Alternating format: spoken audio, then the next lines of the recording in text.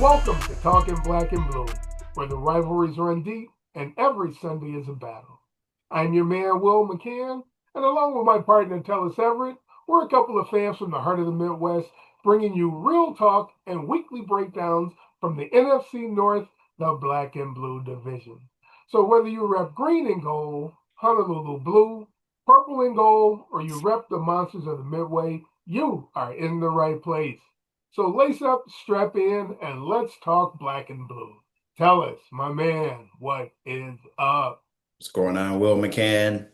Hey, friends and kinfolk, we appreciate you guys joining us. Thank you for supporting the Black and Blue podcast. Tell all your football friends about how much fun we have over here. Just a quick reminder, Wil and I are real estate agents in the state of Michigan. So if you know someone that is talking about buying, selling, or investing in the next 3 days, 3 weeks, or 3 months, just reach out to us and we'll help you score a touchdown in real estate. Wil McCann. 2026 draft review for the NFC North.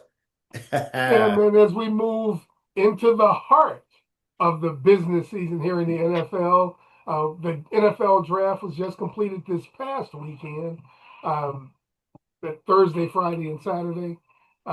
Draft was completed. Anything stick out in particular about this year's draft for you? And The, not necessarily just in the division, but kind of the NFL draft overall. Number one, Pittsburgh fans, do better. I don't, what was that crowd? They were that first night, they were so reserved. Like, oh my God. I was No, like, they were not into it. They were not they into it. they were not into it. The only time they got into it was when Ingram got up there with his When son. Mark Ingram came up. Flint, Michigan's own Mark Ingram gets Yes, up there. yes. Uh, so that was one of my takeaways. The other takeaway is I like the 8 minutes versus the 10 minutes. Loved it. Loved It it. made such a difference, I thought. I feel like the even though it's only 2 minutes, I felt like the teams were prepared when when it came to them. They weren't hemming and hawing. Like the picks were back and back to back to back. And because it's a TV show, it took so much longer. Right, Like right. Yes, yes. And that was the thing about it, man. Because it's a TV show, they turned it into a TV they show. turned it into a And TV show. in my opinion, they made it a terrible TV show because that 15 minutes in between picks made the first round just go on forever. Right. And Exactly. it didn't need to be that much time. And yeah, I agree with you, man. All of Yeah, the that, picks. I noticed a couple times where the picks were in and they went to commercial. yeah, Like, it's TV, man. They're getting their commercials in on you, Mike. so that was my overall thought process about the draft itself.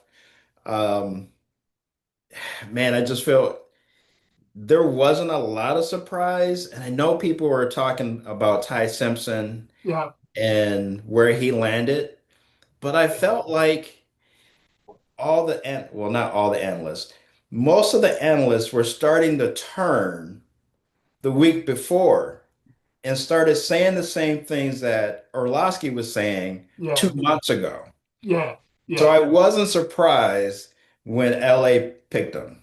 Right? I was just Yeah, like, okay, I was not surprised he went that early. Well, I take that back. I was not surprised he went on the first day. I right. was a little surprised the Rams picked him that early. I'm not surprised it was them, excuse me, because a couple of people had kind of, um, I won't say mocked, but they kind of talked about possible trade downs for the Rams, where they, trade down or stayed where they were Yeah. and tried to take Ty Simpson on the back end of the first round. I think they may have gotten word that somebody else was interested in Simpson, and that was why they moved up to try to get him earlier. But yeah, I Yeah. was surprised at how early they went and got him. They always say, I won't say they always say, people are starting to come around to the idea that the best time to get a quarterback is when you don't need one. Right. So from that aspect, I can see why they did it. the tough thing always is for the other guys in the locker room realize that you spent your best draft pick on a guy who will not help the team this year. And they all know that, right? So Yeah. that's the frustration of the guys in the locker room because they see themselves chasing Seattle and they feel like they need one more body on the field to help make plays for us to chase Seattle. And you drafted a quarterback of the future. So there's always that you have to deal with in your locker room. And people are talking about all of the body language of a Sean McVay, and they were talking in particular about Matthew Stafford. Hmm. Everybody in that locker room is 1 year older, Right. and they know going into this year, you chose a guy for the future rather than somebody who can help the team. So Yeah. it'll be interesting to see how they navigate that. He clearly is who he is. He's the quarterback of the future. How the organization treats that. Green Bay's done it. So Right. they kind of knew how to, they were more prepared to handle what could be some strain between or in the quarterback room. It'll be Yeah. interesting to see how the Rams negotiate that this year. Yeah. So a couple of things. I think for the Rams pulling the trigger that high, I just feel like they didn't want to muddy the waters, right? They just wanted to let's go ahead and get it out of the way and take care of it. That way they know for sure that it's there. The one of the other things is that Stafford, we might get two, we if we're lucky, we get 2 more years of I Stafford. was going to say that too. Yeah, If yeah. we're lucky.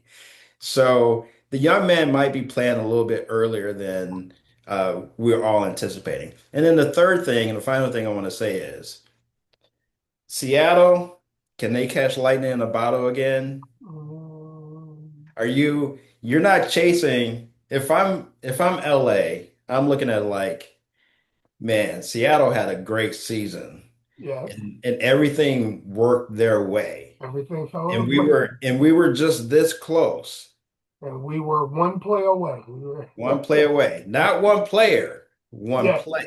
yes. So we could, if I'm LA and I'm the guys in the locker room, I'm looking at it like we're one play away. Like if we could get a sack, if we can get a turnover, that's us. So I don't I wouldn't feel devastated that they picked a quarterback and then get somebody else to help us. I just feel like Seattle's not going to be the Seattle in 2026 is not going to be the Seattle in 2025. And uh True. While it's true, I will say this: the number 13th pick probably would have been a guy who could have got that sack. The number 13th pick probably would have been a guy who could have made those blocks to hold up. He probably would have been on the punt team to yeah, field but, that punt, right? but So you're also looking at it's the fact uh, that the MVP from the Super Bowl is no longer on that team, true, true, right? true. So let's go ahead. We got our championship with Stafford. Yeah. Let's try to run it back another year or two with what we have. We got Puka in therapy.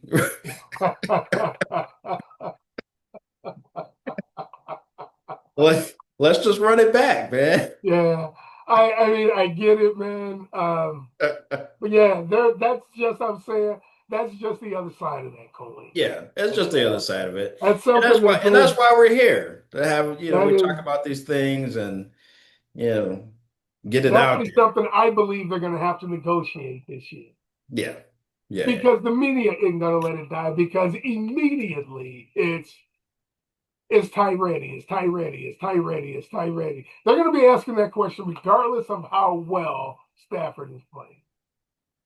They will be, but I think if McVay just comes out and says Stafford's our quarterback until he retires, and he And says he it every has, he single said, time, make no mistake, this is Matthew Stafford's team. right? Unless he gets injured, Yeah. and then And he's had some issues there, right? and he said, right, he has some issues.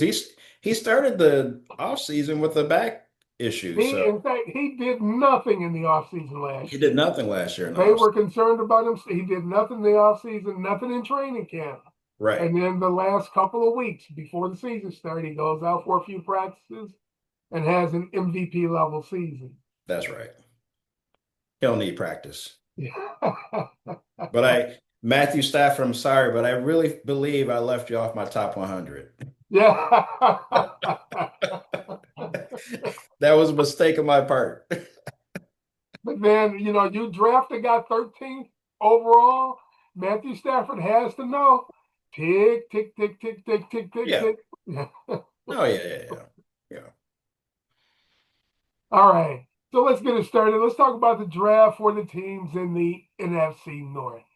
All right. So let's break it down. Let's break down the draft for each team, starting with going in reverse order of the way the teams finished in the division last year, starting with the fourth place team. Second here, let's bring up the graphic. Let's start with the Detroit Lions. You can see that, can't you tell? All right, cool. Say something again. I got it. Okay, all right. It Yep, sounded like that's there. I may have had a volume issue there. All right, and I am going to have to break out my glasses to read some of my notes here. All right, so let's start with the Detroit Lions. In the first round, they drafted Blake Miller. Blake Miller is an offensive tackle from the University of Clemson. Blake is 6'6", 317. He was the number 17 overall pick in this year's draft. The second round pick is Derek Moore, an edge, more of an outside linebacker, 3-4 edge kind of a player from the University of Michigan. Derek Moore is 6'4", 255 pounds. He really is a tall 6'3". I think at the combine he measured out at 6'3" and 7'8". But he has really long arms, so they'll be looking at him on the edge. In the third round, they went back to Michigan and drafted Jimmy Rolder in the fourth round. Jimmy was the number 118 pick overall. And Jimmy stands at 6'2", 238 pounds. And again, I failed to say the Lions didn't have a third round pick. They ended up trading their third round pick last year that ended up being Isaac Tesla, is what they did with that pick. Then in the fifth round, they come back in from Arizona State. They draft Keith Abney II, cornerback. He was the number 157 pick overall, and Abney stands at 5'10" and 187 pounds. And their second fifth round pick, they draft Kendrick Law at number 168, a wide receiver out of Kentucky. And Kendrick Law is 5'11", 203 pounds. People say he's like a running back who played wide receiver. And then in the sixth round, they draft Skylar Gill Howard, a defensive tackle from Texas Tech. He was the number 205 pick overall. And Skylar's a bit undersized. He's 6'1", 280, kind of a tweener, kind of not tall enough to be an edge, not big enough to be a tackle. But he was a guy who got in and used his quickness on the inside to make plays at Texas Tech. And then in the seventh round, the Lions drafted Tyree West, an edge out of Tennessee. And West is 6'2", 290 pounds. Somebody who looks like more of a big end than an edge rusher. So that is the draft for the Detroit Lions. Tell us, my man, what do you think about the Detroit Lions draft? Well, definitely the so my thoughts are the Detroit Lions the last couple of years, and also kind of the legacy of the Detroit Lions when it comes to the draft. It was always about taking the best athlete. They weren't so much concerned about position, right? This draft, they went out and they're like, all right, it's about position. So with the Blake Miller going to offensive tackle, it's a need that they had. We talked about it all season, last season, Mm-hmm. about just the ups and downs that they had, and Yeah, the injuries and the retirements and the attempted comebacks and that yeah, type of thing. yeah. Right. So with that first round pick, that definitely was them filling a need. The second round pick, Derek Moore, again, filling a need. We've said for 2 years now that we need someone on the opposite side of Aiden Hutchinson. You need an edge. So I think so my point is that I'm saying is that they kind of flipped the switch on how they did the draft this year, going with position over the best athlete, right? That's how I kind of see it. And I'm excited to watch Abney. I think he might be the kind of the underdog in this, or the sneaky good player that comes out of this. So that I'm excited to see how he does. As overall, in the Lions draft is like an A minus B overall, because they were able to get some pieces that they're going to be using right away. Because they're going to take Blake Miller, he's going to be on the right, and they'll move Pinay to the Mhm. left. So you're right. Now you got a super athlete, superhero at the left. So I think that's going to be a great fit for them. And Detroit really wanted more because they traded up to get him. So it's interesting to me how the philosophies switched this year for them. What do you think of that? Yeah, I get that. I get why people think that. Okay. It's different when you were the Detroit Lions, where they had unlimited needs. They needed everything. And when you need everything, you can't be selective like that, right? Right, You right. have to look at your board. Who is the best player on your board, right? The thing for me, you get yourself in trouble when you get away from taking the absolute best player every time. It is Mhm. better to be stacked at a position than to draft average guys to fill needs. Right. You always have to draft the best player. You always want the best athletes available. So, and I know that that's how Brad Holmes thinks. So I think people feel they didn't draft the best player available because they drafted players that filled particular needs. But like when they drafted Blake Miller, um, the kid that Minnesota drafted, I can't think of his name, but we'll get to him, who drafted with the very next pick, was a higher rated player, but the guy had injuries, right? So Right. you understood why they wouldn't have, why everybody passed on the guy, because he was considered, excuse me, at the start of the season, a top five prospect. But he ends up going, late in the round to Minnesota. So, and the same with Derek Moore.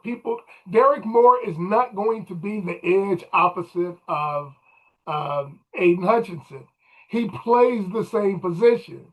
He'll be a guy possibly in some sub packages on the field at the same time with Moore. But more than anything, what he's going to be doing is spelling Aiden Hutchinson, so that at their rush edge position, they've always got somebody in there who can impact the game. Derek isn't big enough to be the big end on their defense, so he's not going to be. I would doubt seriously he's going to be the starter, or that they would move Aiden to the big end. I think he's going to be a rotational player for them, somebody in the room who helps them rush the passer in sub packages. Jimmy Rolder is somebody who I think can make the team and possibly have an opportunity to play to see the field early. If you know anything about Kelvin Shepard, he played a fifth round draft pick as a rookie, Malcolm Rodriguez.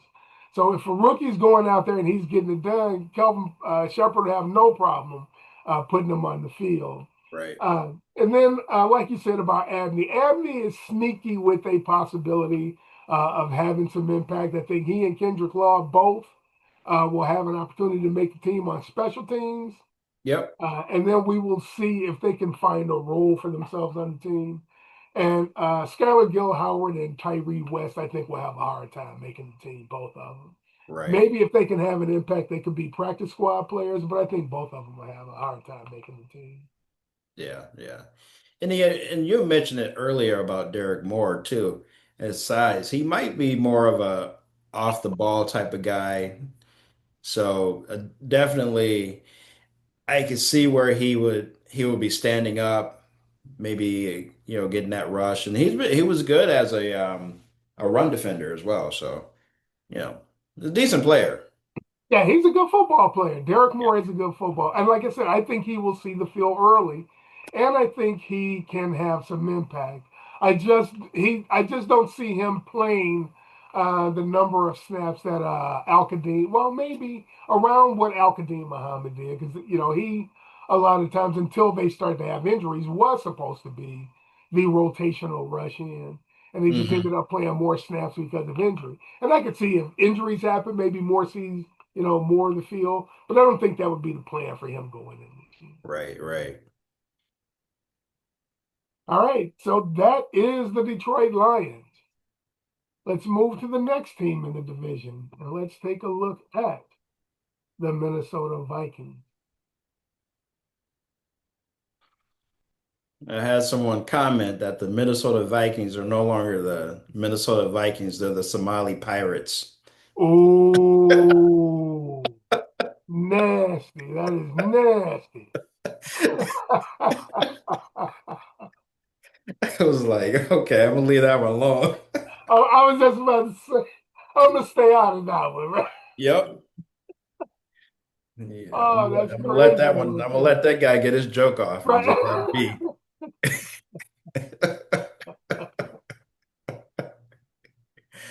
All Uh, right, let's move on and talk about the Minnesota Vikings.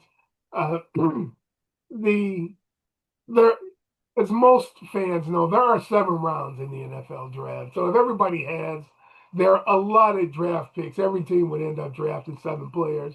The Lions ended up draft with 7 draft picks, even though they didn't have a third. They ended up with a couple of fifths and I think a couple in another round also. So they ended up with 7 picks. The Vikings, as you can see, ended up with 9 picks. So let's take a look at the draft for the Minnesota Vikings. Caleb Banks, that's his name. That's the gentleman's name I was just trying to think of, who whose name slipped my mind. yeah. All right, so the Minnesota Vikings. In the first round, they draft Caleb Banks, a defensive tackle out of Florida. Caleb Banks is 6'6", 327 pounds, just a monster of a human being. He actually was listed as the number 34 overall prospect in the draft. After injury, prior to injuries, like I said, he was a top 10 prospect in this draft, and the Vikings select him number 1, number 18 overall.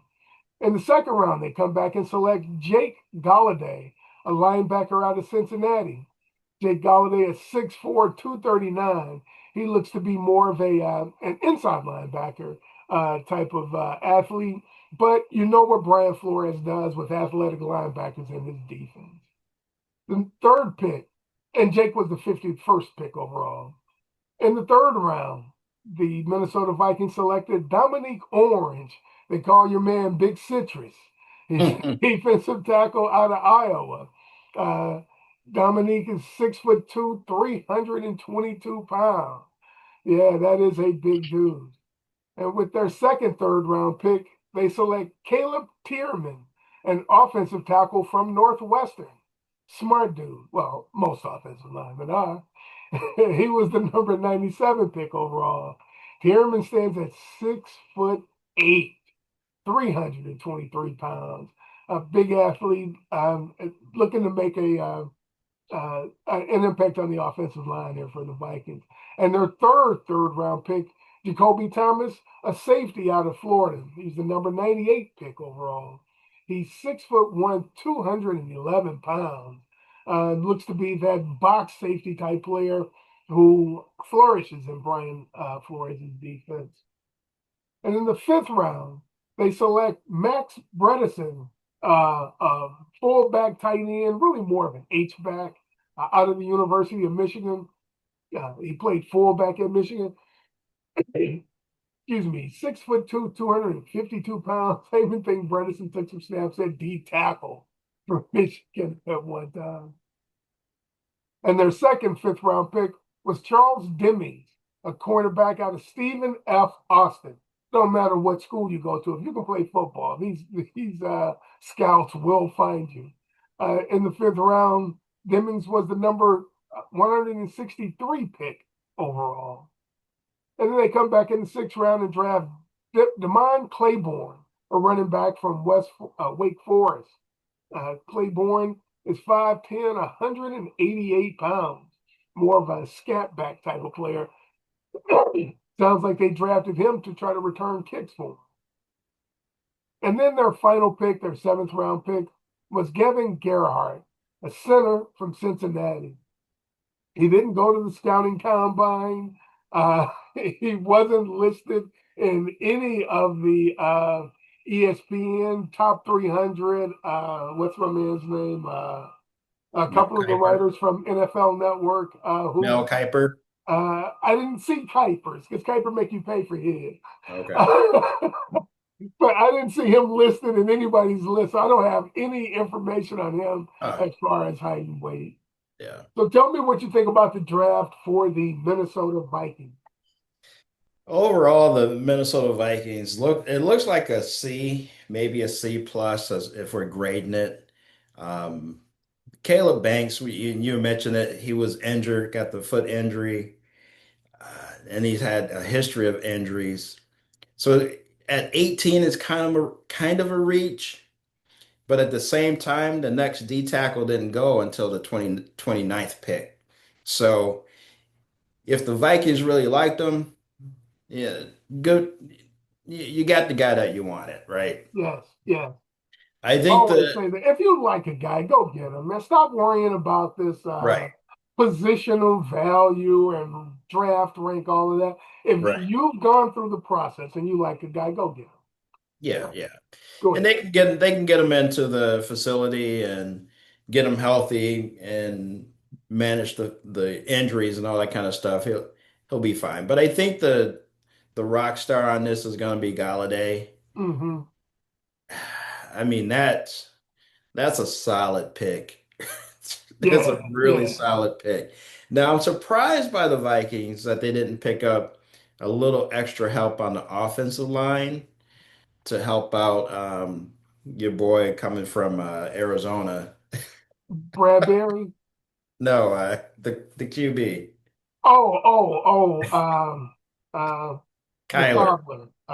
Kyler Murray. Murray. Right, Yeah. right. So I'm surprised they didn't grab somebody for the offensive line a little bit higher than 97 to try to shore that up. But Uh-huh. I mean, it's the Vikings. The Vikings, for all the ups and downs they had last season, they were 4-2 in the division Yes, and 7-5 in the conference. yes.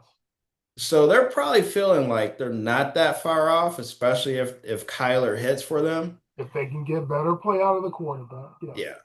So I'm not mad at it. I think there's a lot of bodies there. So a lot of these individuals you mentioned are probably not making the team, or if they Right. are, they're on the Yeah. practice They're squad. guys beyond the fourth round, the fifth, sixth, and seventh round, those guys generally have a hard time making the team. Right. But there will always be an undrafted free agent who makes teams, right? Yeah. Um, and I'll talk a little bit about that at the end about undrafted free agents. Yeah. But yeah, for me and the Vikings, to me, I like their third round picks, right? And I agree with you about Galladay. Banks is a concern for me. If the guy is healthy, he can be a player, right? Yeah. Because there are just few human beings that big who are that athletic. Right? Right. And I So know he you. can, but go I ahead. was gonna, I was gonna say you're talking about how you like all the players in the third round that they talk. I know you like the big citrus. I know that's your type of player. Tony, stop stealing my thunder, all right?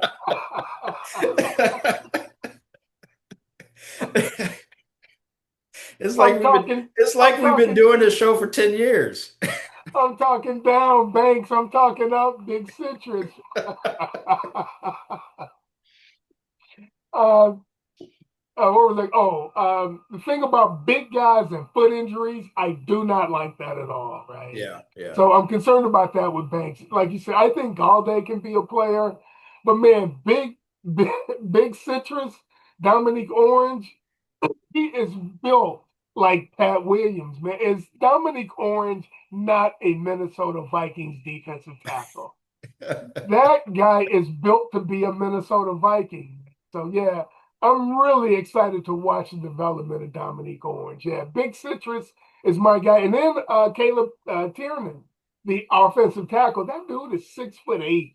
If they can harness that size, get him down in his stance and firing out of his stance, and Right. his size as strong as he is, and dude went to Northwestern, right? So you know he can pick things up quickly. And I like the name Jacoby, but the safety out of Minnesota, I mean, out of Miami, uh, coming out of, what's my name then? Cristobal's defense down there in Miami. I think those three guys can all have some impact for Minnesota and play Mhm. this season. It'll be an interesting season for them. I am Minnesota Vikings is one of those teams that I'm gonna, especially if Kyler's the starter, I'm gonna be watching them every. I mean, we watch them every week, but they're gonna be my favorite to watch because Yeah, I feel like, man, they could have that Chicago Bear season. they can That have a, I was going to say, they can have a magical season like the Yep, Bears did last year. Yes, I agree. exactly. If they can get better play out of their quarterback. Seems like we say that a lot about every time we say that, everything with the Vikings is prefaced with if they can get better play out of the quarterback. Exactly. And like I said, they were 4-2 in the division and 7-5 in the conference. So, man, I mean they were there. I mean, the Lions were 2-4 in the division. Yes, yeah, and lost both games to Minnesota. Yeah. Yeah. So, All right, so let's talk about the Green Bay Packers. The Green Bay Packers did not have a first round draft pick this year due to the Michael Parsons trade. So their first pick was Brandon Cece, a cornerback out of South Carolina. He was the number 52 pick overall. Um, Chase is 6 foot, 189 pounds. Their third round pick was Chris McClellan, a defensive tackle from Missouri. He stands at 6'4", 313 pounds. Sounds like the type of run stuffing tackle that the Packers need. Their fourth round pick is Danny Dennis Sutton, an edge out of Penn State. He is 6'6", 256 pounds. When you look at him, he looks like a defensive end. He's long, lean, built like a basketball player, built like a power forward who wasn't big enough and didn't have a jumper. They come back. Oh, I lose my place here. They come back in the fifth round and draft Jager Burton, an interior lineman from Kentucky who's played both guard and center. I think they're going to be looking for him to play guard. Jagger is 6'4", 312 pounds. And in the sixth round, they draft Domani Jackson, a cornerback out of Alabama. Jackson is 6'1", 194 pounds, ideal size for a corner, more of a zone corner than a man. You may see him play some safety, may play some nickel for the Packers if he can make the team. And then lastly, they drafted the only kicker drafted in the draft. And get this, he was the number one rated kicker this year's draft, and that's Trey Smack. Oh, what a name for a football player. He someday will be on my all name team if he can Trace, make it, if he Trace sticks. back. And Trey was the number 216 player overall. So tell. What do you think about? And can you see the graphic for the Packers? Yeah, I can see it.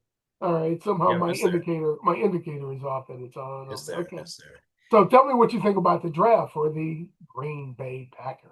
Right. So a couple things. The first thing is I put it out there on social media to the Green Bay Packer fans, and they are only excited about Trey Smack. Yeah.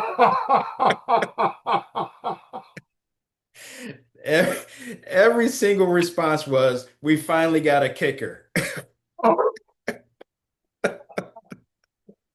That is hilarious, bro. I gotta Oh talk to my man. man Zach McCann about that. And Yeah. So overall, this is this is not well, I'm not gonna say. This is the Jonathan Gannon draft for the oh, coordinator, right? okay. So your first three that you took were all defense. Yes. So I don't have a problem with that. I don't know who any of these people are,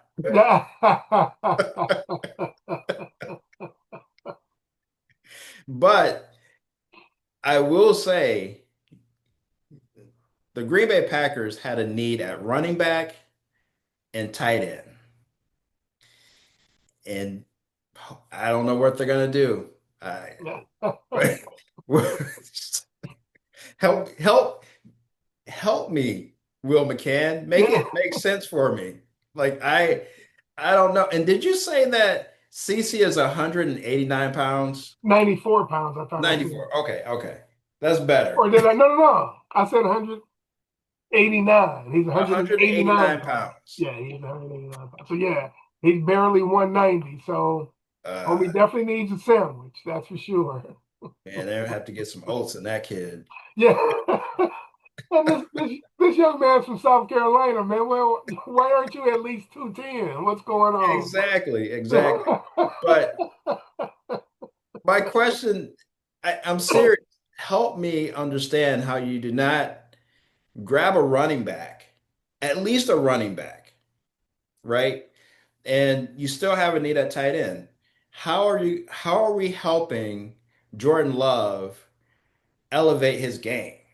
Yeah, I understand what that says to me. Watch the undrafted free agents that they sign after the draft. Okay, okay, I'd be willing to bet they sign a couple of running backs and hope okay. something sticks there.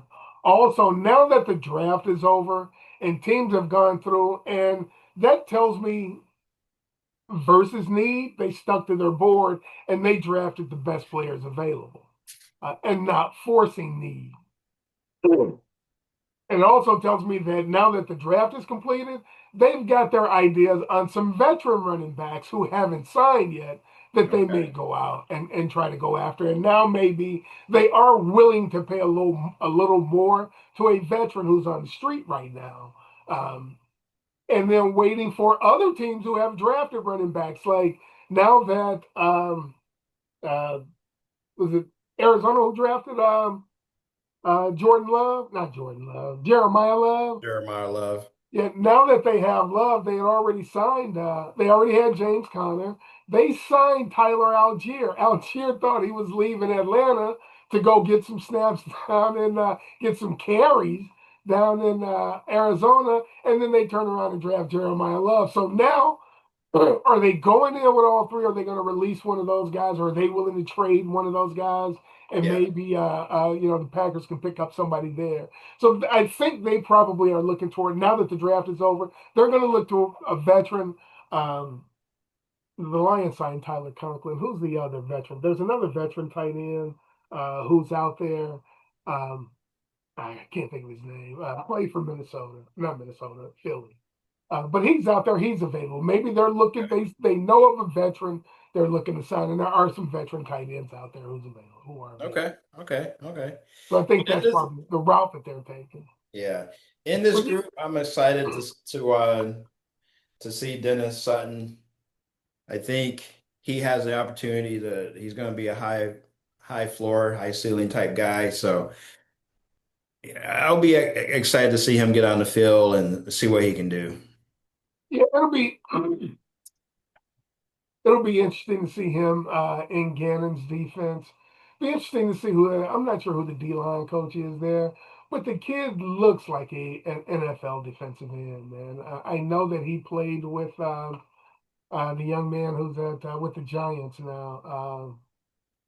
Carter, is that his name?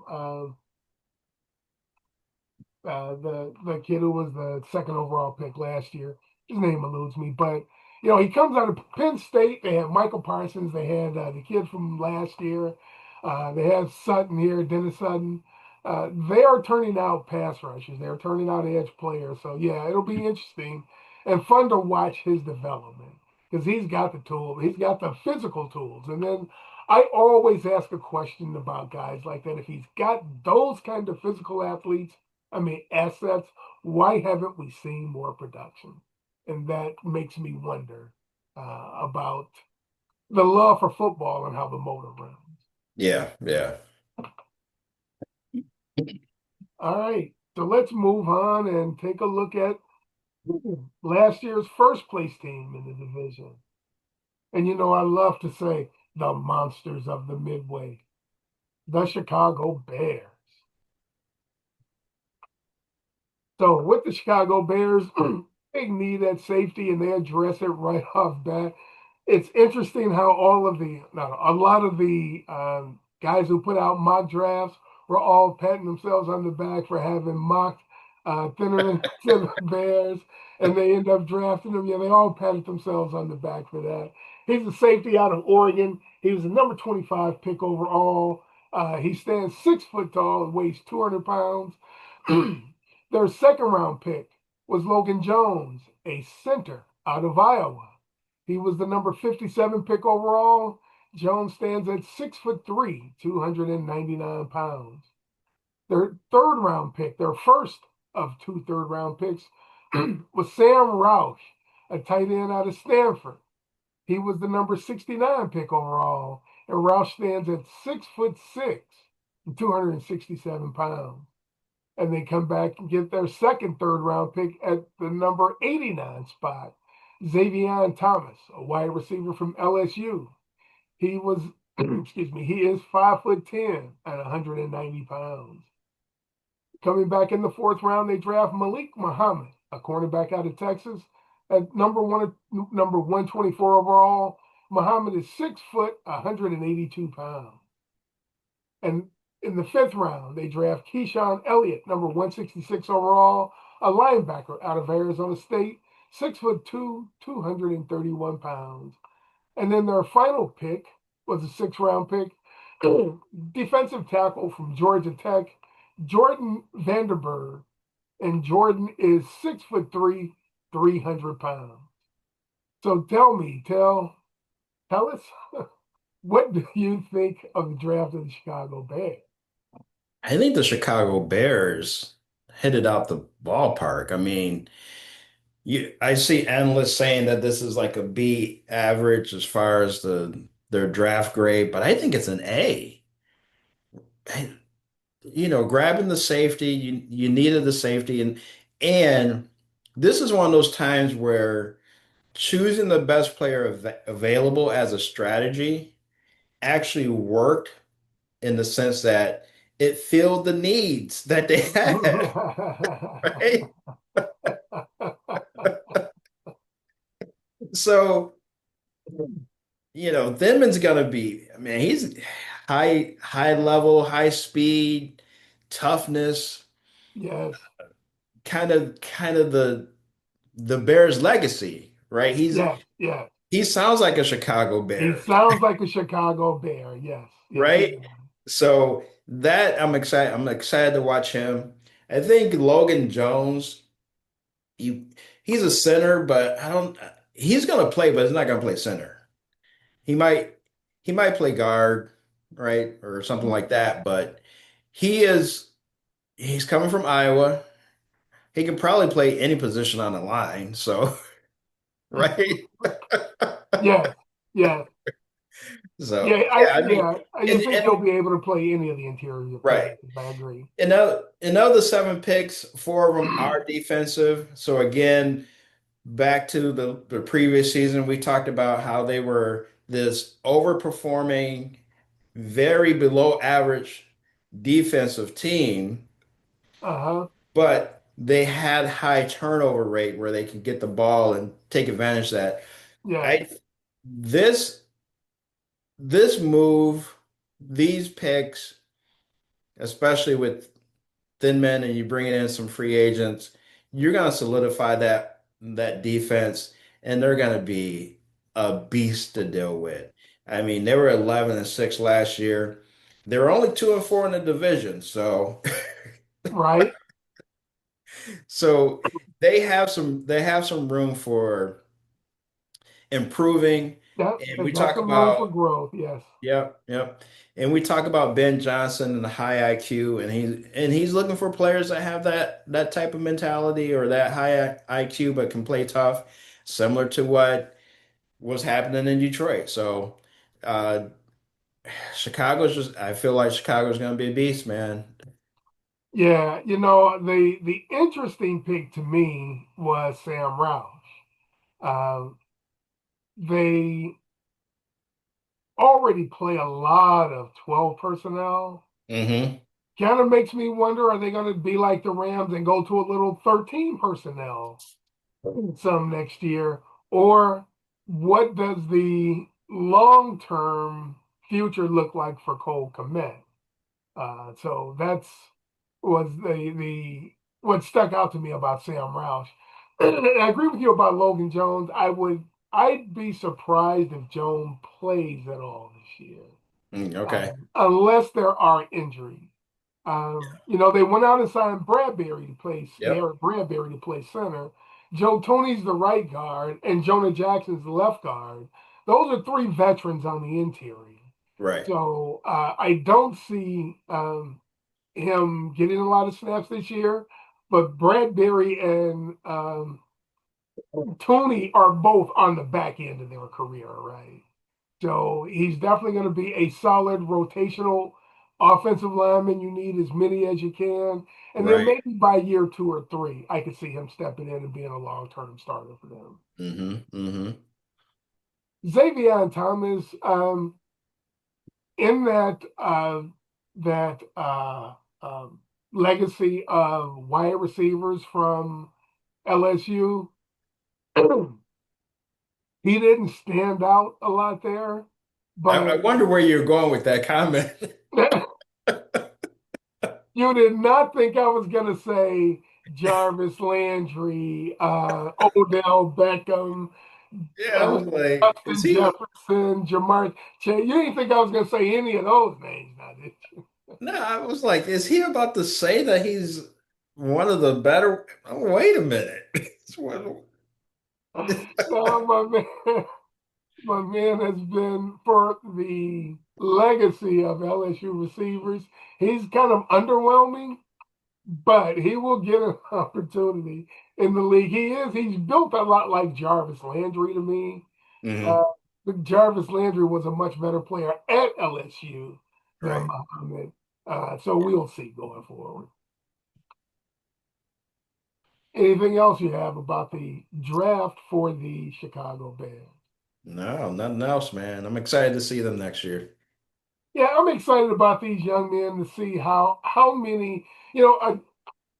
My man Pat Kerwin always says that he had been taught all his years as an executive coming up in the league that if you got two starters and two rotational players in a draft, you had a great draft.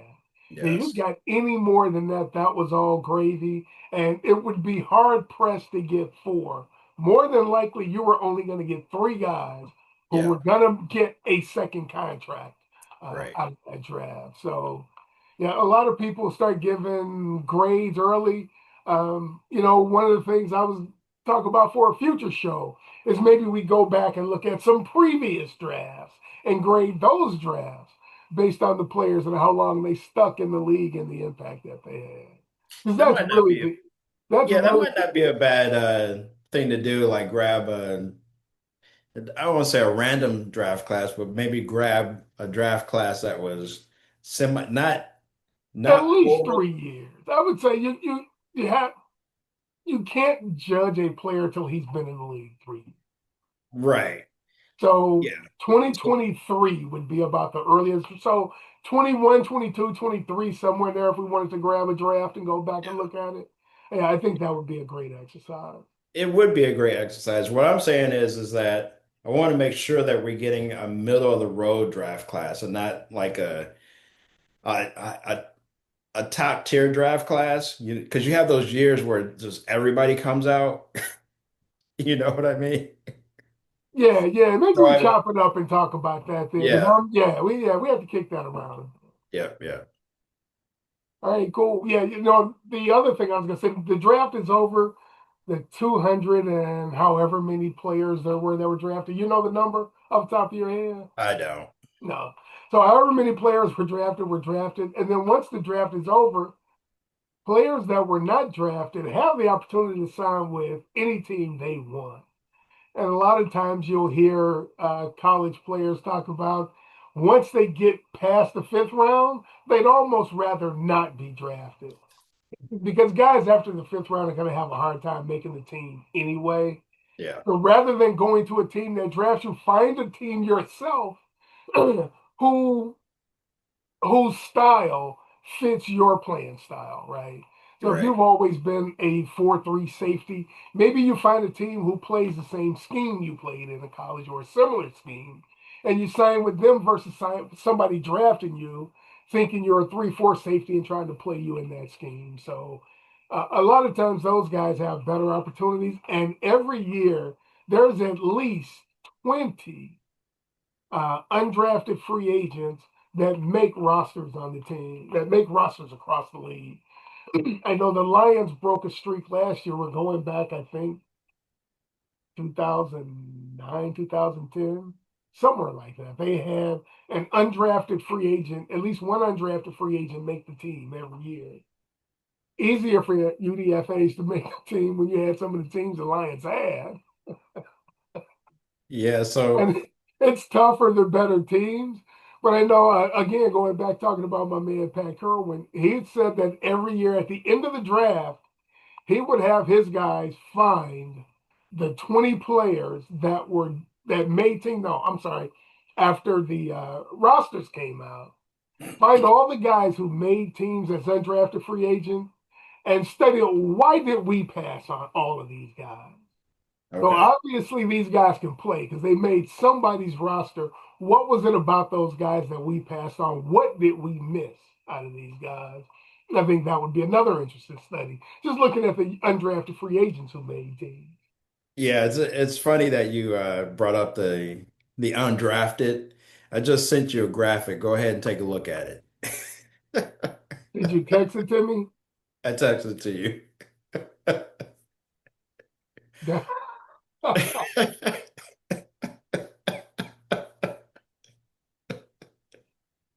We can talk about that next week.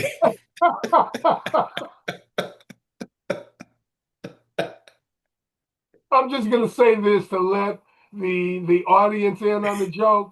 Tellis just did Diego Pavia dirty.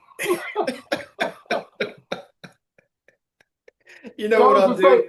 tell us to I, say it wasn't him. He didn't create the crap. I didn't create the graphic, but what I'll do is I'll put it at the end of the episode on YouTube so you guys can enjoy the joke.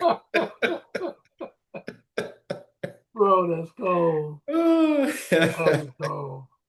All right, tell us, my man. Go ahead and wrap us up for this episode, man. right. Hey, we appreciate you all hanging out with us. You know, Will and I love talking football, but when we're not breaking down the NFC North, we're helping people buy, sell, and invest in real estate. If you have questions about your next move, hit us up for a winning game plan in real estate. Fellas, share the pie with your buddies. Ladies, share it with your crew. Make sure you hit that subscribe button. Don't be a knucklehead. Drop us that 5-star rating. Greg Brock, my man, shout out to you for the positive comments, brother. I appreciate it. Hey, we thank you, everyone, for listening. Appreciate all the comments. And hey, like Taylor said, share some of your feedback with us. Tell us where you think we got it wrong or where we got it right. We're Yeah. usually right. We know that, but let us Yeah. know where you agree and disagree Oh with yeah, me. right before we wrap this up completely, Will got hit up about his number two on the top 100. Yeah, somebody trying to clown me about Patrick Mahomes being number 2 overall on my list. Come on, man. What's wrong with that? We need to get We on love the we same love the time, bro. comments. I need some feedback from you. I need some context from you, my man. Don't hide. Don't just clown me like that and hide, man. Don't hit and Uh, run. right. So Let's we have enjoy some the discussion. comments, man. It But keeps us we going. enjoy it, man. We enjoy it. Hey, it's all fun, man. It is Yeah, all it's good. all fun. Like I said, I just gave a shout out to my man Greg Brock. He gave us a list and gave us some positive comments. And when I was first telling him about the pod, he's like, man, no, don't get into a whole lot of negativity. I'm like, man, we not like that over here. Don't Right. mean we not gonna clown you, right?